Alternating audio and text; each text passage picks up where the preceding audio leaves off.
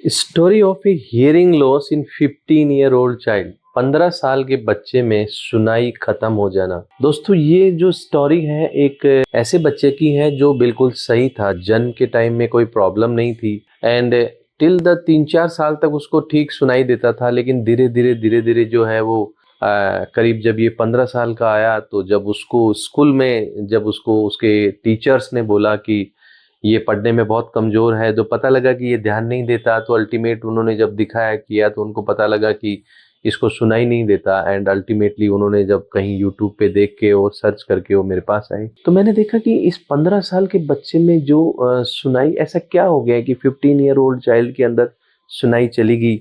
Patient उनका जो attendant थे उनका सीधा कैसा अभी सुनता नहीं है, क्लास में भी पढ़ाई में ध्यान नहीं देता। तो मैंने जब बच्चे का फिजिकल एग्जामिनेशन किया, ऑटो एंडोस्कोपी का एग्जामिनेशन किया, मैंने उसका जो है पूरा इवेल्युएशन किया। सो दोस्तों, मैंने उसको कई चीजें पाई तो मेरे को लगा कि कुछ चीजें तो इसमें ऐसी हैं जो इसको रोका जा सकता था। उसकी जो मदर बोली, साहब इसको ये तो समस्या है ही है, साथ के अंदर इसको एक बहुत भारी समस्या है। मैंने कहा वो क्या समस्या है? कि रात को बेड वेटिंग करता है, बिस्तर में बाथरूम भी करता है, और दूसरा इसको रात को क्या है कि ये मुंह में से झाग आते रहते हैं, इसको मुंह खोल के सांस लेता रहता है, सांस नहीं आता इसको। तो सारी भगवान ने समस्याएं इसी को दे दी। तो मैंने उनसे पूछा ये कब से है? बोले ये तो 4-5 साल का था जब से इसको लगातार है, और उसके बाद में इसको धीरे धीरे ये बेड वेटिंग की समस्या भी चलती रही और सुनाई की समस्या भी हो गई। दोस्तों, जब इस टाइप का जब मल्टीपल प्रॉब्लम्स पेशेंट लेके आता है तो मैंने उसका एग्जामिनेशन किया, तो मैं आपको बताऊं मैं दंग रह गया कि एक 15 साल के बच्चे में ग्रेड 4th डिग्री टॉन्सिल, यानी उसके गले में आप ये देखिए कि सांस लेने के लिए जगह नहीं। जब उसका नेजल एंडोस्कोपी कराया, एक्सरे नेजोफेरिंग्स कराया, तो मैंने देखा कि जो नाक के पीछे का जो नेजोफेरिंग्स होता है वो कंप्लीट भरा हुआ। तो जब वो बच्चा दिन को घूमता फिरता रहता है तो थोड़ा बहुत उसको सही से सांस आ जाता था, लेकिन रात को वो जो एडिनॉइड और जो टॉन्सिल है वो उसके सांस के रास्ते को पूरा बंद कर लेते थे, इसलिए उसको खर्राटे आता था। अब बात ये देखिए कि इस एडिनॉइड और टॉन्सिल से उसका सुनाई का क्या रिलेशन है। दोस्तों, होता क्या है मैं आपको बताऊं, कई बार जो है, क्योंकि जो चीजें प्रत्यक्ष रूप से एक पेशेंट को दिखती हैं, अटेंडेंट को दिखती हैं, तो हम उसका ट्रीटमेंट कर लेते हैं। लेकिन कई बार क्या है, उसकी जो बीमारी का जो प्रेजेंटेशन है वो डिफरेंट वे में होता है, तो हमें पता नहीं लगता।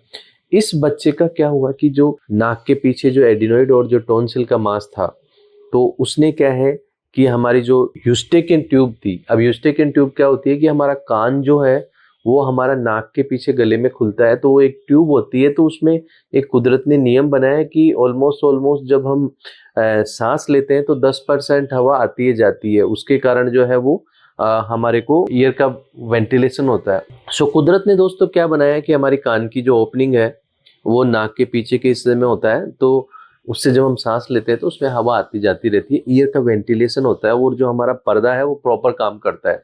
इस बच्चे के क्या हुआ कि जब नाक से इसको सांस आया नहीं और वो ट्यूब इसकी पूरी ब्लॉक रही, कान का वेंटिलेशन हुआ नहीं, एंड जो इसका पर्दा था वो धीरे धीरे जैसे क्रम्पल्ड हो गया। एंड मैंने उसका पर्दा देखा तो पूरा प्लास्टर्ड, जिसको हम 4th डिग्री, हाँ हम कंप्लीट रिट्रैक्शन बोलते हैं, एडेसिव ओटाइटिस मीडिया बोलते हैं। सो दोस्तों, उसको क्या हुआ कि पूरा चिपक गया। अब सवाल क्या हुआ, धीरे धीरे जब उसका ये कान का पर्दा चिपक गया तो कान के अंदर क्या है, एक एक नियम होता है कि जो हमारी कान की जो नाड़ी होती है, नर्व होती है, उसको जीवित रखने के लिए उसमें बराबर कंपन जाने चाहिए। तो इसका जब पर्दा चिपक गया तो कंपन तो हुई नहीं, एंड वो नर्व जो है वो वीक हो गई। क्योंकि जो इसका ऑडियोमेट्री टेस्ट था उसमें उसमें 60% लॉस तो आ रहा था उसका उस पर्दा चिपकने के कारण, एंड 40% लॉस आ रहा था करीब करीब जो है वो नर्व वीक के कारण। तो आप ये देखिए, एंड ऐसा नहीं है उन्होंने दिखाया नहीं, उन्होंने दिखाया, उन्होंने बहुत सारे डॉक्टर्स के प्रेस्क्रिप्शन थे, सबसे ज्यादा प्रेस्क्रिप्शन थे बच्चों के डॉक्टर के। एक उन्होंने कंसल्ट किया दांतों के डॉक्टर के, क्योंकि इसके दांत बाहर आ रखे थे, बच्चे के दांत ऊपर नीचे हो रखे थे। लेकिन उनको एक डर ये था कि अगर मैं मेरे बच्चे का एडिनॉइड और टॉन्सिल का ऑपरेशन करा लूंगा तो इसकी इम्यूनिटी कमजोर हो जाएगी, क्योंकि समहाउ किसी बच्चे के डॉक्टर ने उनको बोल दिया। उस इम्यूनिटी कमजोर होने के चक्कर में उन्होंने बच्चे की हियरिंग खो दी। देखिए आप, क्या विडंबना है ये, क्या सही है क्या गलत है, कई बार हम जज नहीं कर पाते। दोस्तों, हर पेशेंट सही नहीं होता, हर डॉक्टर सही नहीं होता, हमें खुद हमारा विवेक से क्या सही है, हमें करीब अच्छा मल्टीपल कंसल्टेशन लेके सही जो बात है, अगर शायद इस बच्चे का एडिनोइड और टॉन्सिल की सर्जरी हो जाती, इसका पर्दा नहीं चिपकता, तो इसकी नर्व कमजोर नहीं होती, इसको लाइफ लॉन्ग हियरिंग लॉस का झमेला झेलना नहीं पड़ता। एंड उसी के कारण उसको क्या है, बेड वेटिंग होती है, बाथरूम होता है जो उसको सोशल स्टिग्मा, वो बिस्तर में बाथरूम करता है, उसके दांत खराब हो गए, उस दांत को ठीक करने के लिए अब उसके लाखों रुपए जो है ऑर्थोडेंटिस्ट के पास लगेंगे। ये क्यों हुआ? ये लैक ऑफ अवेयरनेस के कारण हुआ, हमारी जागरूकता की कमी के कारण हुआ। हमारे दिमाग में कुछ भ्रम है कि ये तो छोटा है, इसकी इम्यूनिटी आएगी। तो दोस्तों ऐसा नहीं होना चाहिए।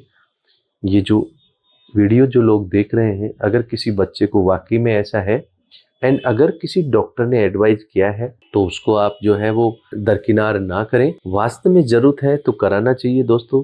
साइंस के विकास के कारण आजकल एडिनोइड और टॉन्सिल की सर्जरी लेजर से होती है, यानी एंडोस्कोपी कोबलेटर सिस्टम होता है, ब्लडलेस नहीं होता, बाहर से कोई चीरफाड़ टाँका पट्टी नहीं होती।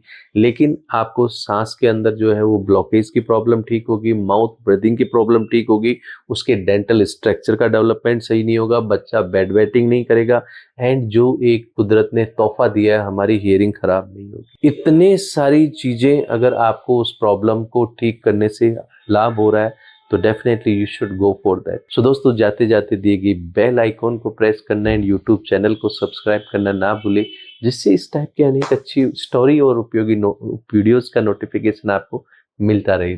Thank you.